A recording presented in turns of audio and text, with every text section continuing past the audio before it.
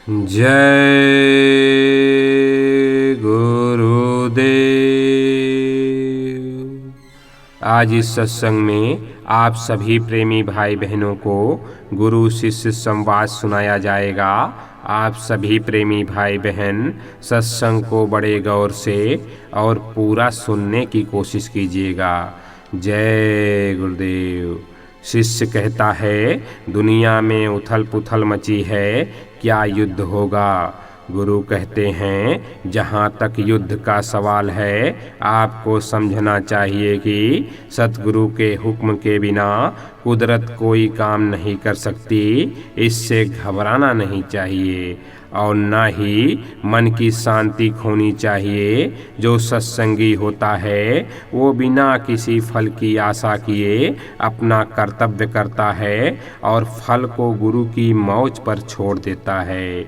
जिस काम से आपका गहरा संबंध है वह है भजन। हमारे इस संसार में आने का केवल एक ही मकसद है, भजन जरूरी है। भजन ही हर स्थिति में आपकी रक्षा करेगा। जब पृथ्वी पर पाप बढ़ जाता है तब अवतारी शक्तियाँ आकर संघर्ष करा देती हैं और परिणाम स्वरूप अधर्मियों का सफाया हो जाता है। फिर धर्म की स्थापना होती है। जिसका जो काम है वह अपना काम करेगा। आपको तो भजन में लग जाना चाहिए। इतना तो होगा कि जब आग लगेगी तो आँच अवश्य आएगी। चिंता उनको होनी चाहिए जिनको आत्म कल्याण का रास्ता नहीं मिला है और भजन नहीं करते हैं। फिर शिष्य कहता है, मृत्युलोक के बाद कौन सा लोक आता है? गुरु कहते हैं, दोनों आँखों से यहाँ जो कुछ दिखाई देता है वह मृत्युलोक है। इसकी हदबंदी आँखों के सामने तक है, आगे नहीं है। यह सबसे छोटा लोक है। ऊपर में स्वर्ग लोक है, फिर वैकुंठ लोक है। स्वर्ग और वैकुंठ में 14 तबक हैं जिन्हें हिंदू 14 भवन कहते हैं। एक एक भवन इतने विशाल हैं कि ऐसे कितने संसार उसमें समा जाएं। यह मृत्युलोक, उसके आगे कुछ भी नहीं है।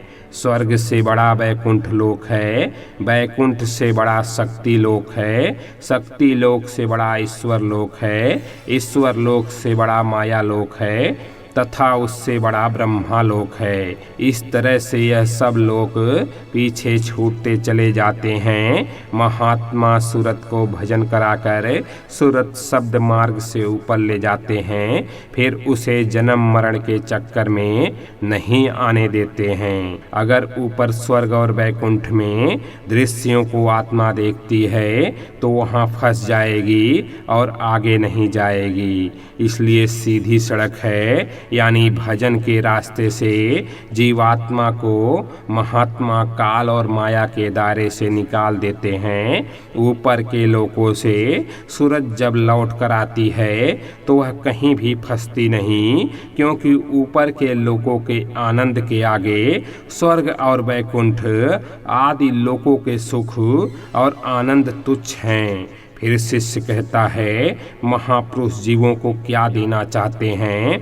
गुरु कहते हैं, संत चेतन शक्ति भंडार के मालिक होते हैं। उनके पास नाम का खजाना है। नाम को ही शब्द कहते हैं, आवाज कहते हैं, अंग्रेजी में वर्ड कहते हैं, आकाशवाणी या आसमानी आवाज कहते हैं। उनका मकसद भूली भटकी जीवात्मा को संसार से ऊपर उठाकर सचखंड यानी सतलोक पहुँचाने का होता है, क्योंकि सभी जीवात्माएं रूहें उसी स्थान से मुकाम से नीचे आई हैं। जब तक वह वापस लौटकर अपने घर में नहीं जाएंगी उन्हें पूरा आनंद सुख नहीं प्राप्त होगा। संतों का मुख्य उद्देश्य यही है। पिछले जितने भी महात्मा आए, कबीर साहब, नानक जी, गोस्वामी जी और अनेक महात्मा इस कलयुग में आए, उन्होंने बहुत सारी जीवात्माओं को काल के जाल से छुड़ाकर उनसे साधना करा के सचखंड पहुंचा दिया।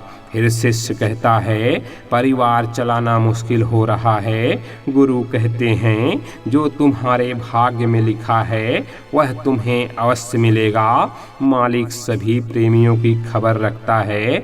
बच्चे भूखे नहीं सोने पाएंगे। भजन को प्रमुखता देनी चाहिए, इसी से बरकत मिलती है और घर का खर्च कम आमदनी से पूरा पड़ जाता है। कर्ज से दूर रहना, एक बार कर्जा ले लिया तो अदा करना मुश्किल पड़ जाता है। मूल तो अदा हो जाता है मगर ब्याज की रकम बढ़ती जाती है, खत्म होने का नाम नहीं लेती। कैसे अदा करना है तुम्हें सोचना होगा। मालिक की दया तो है ही, जब भजन करोगे और इस काम की प्रमुखता दोगे तभी अनुभव होगा। सत्संग में बार बार यह बात समझाई जाती है, वक्त के साथ चलोगे तभी आराम मिलेगा। समय तो खराब है ही, किसी तरह से इसे पार करना है। फिर शिष्य कहता है तीर्थों में भगवान मिलता है क्या? गुरु कहते हैं जो लोग तीर्थ करते हैं वो परमात्मा की सत्यता से दूर हैं। तीर्थ वह स्थान है जहाँ महात्मा निवास किया करते थे, उनके चरण पड़े। महिमा महात्माओं की है। उन्होंने बताया कि यह मनुष्य शरीर ही हरि मंदिर है, इसी में परमात्मा निवास करता है। कहा भी है मोको कहाँ ढूंढो रे बंदे, मैं तो तेरे पास में। फिर कहा कि तीर्थ गुरु के चरण में तेरे भले की कहूँ। तीर्थ पवित्र स्थान है, वहाँ के कड़ चेतना से भरे हैं। वहाँ बैठकर भजन किया जाए तो शांति मिलती है। तीर्थों में जाकर पहले लोग महात्मा की तलाश करते थे कि कोई ऐसा महापुरुष मिल जाए जिसने परमात्मा को प्राप्त किया है और मुझे भी प्राप्त कराने की क्षमता रखता हो। अब ऐसी बात नहीं है। आजकल साधारणतया लोग तीर्थों में घूमने के उद्देश्य से जाते हैं, तफरीह करने जाते हैं। युग का प्रभाव है। युग परिवर्तन के बाद मनुष्यों की भावनाएं बदल जाती हैं, विचार बदल जाते हैं। फिर शिष्य कहता है भजन ध्यान में मन की भागदौड़ कैसे खत्म होगी? गुरु कहते हैं तीसरा तिल आँखों के ऊपर है। जब आपका ध्यान तीसरे तिल में स्थिर रहने लगेगा तो मन जो शुरू में भागता फिरता था धीरे धीरे शांत हो जाएगा और महसूस करने लगेगा कि तीसरे तिल में रहना असंभाविक नहीं है। शरीर से चेतना अगर आसन बदला ना जाए तो धीरे धीरे तीसरे तिल की तरफ आने लगती है। पहले चेतन सत्ता पांवों और हाथों से सिमटना शुरू होती है और अगर एक आसन पर अभ्यास जारी रहा तो सारा शरीर चेतन सत्ता सिमटकर तीसरे तिल में इकट्ठी हो जाती है। उस हालत में साधक अंतर में सचेत रहता है लेकिन अपने शरीर की ओर से अचेत हो जाता है। बाहरी संसार की सुध बुध तक नहीं रहती। प्रतिदिन बिना नागा अभ्यास करना जरूरी है, तभी कुछ काम बन सकता है। कम भोजन किया जाए और आलस को त्याग कर साधना की जाए तभी बात बनेगी। फिर शिष्य कहता है इंसानी धर्म किसे कहते हैं? गुरु कहते हैं कि इंसानी धर्म वही है कि सभी मतों के लोग लड़ाई झगड़ा समाप्त कर दें, एक जगह पर आकर बैठ जाएं और इंसान इंसान के काम आवें। कोई किसी को धोखा ना दे, कोई किसी को सताए नहीं, किसी के प्रति कुभावना ना हो, क्रोध ना हो। इसका नाम है इंसानी धर्म। इंसानी धर्म मानने वाले ही परमात्मा को, खुदा को प्राप्त कर सकते हैं। जो लोग उसको नहीं मानते वह कदा भी ईश्वर को नहीं पा सकते, चाहे हिंदू हों, मुसलमान हों या और कोई हों। जय गुरुदेव।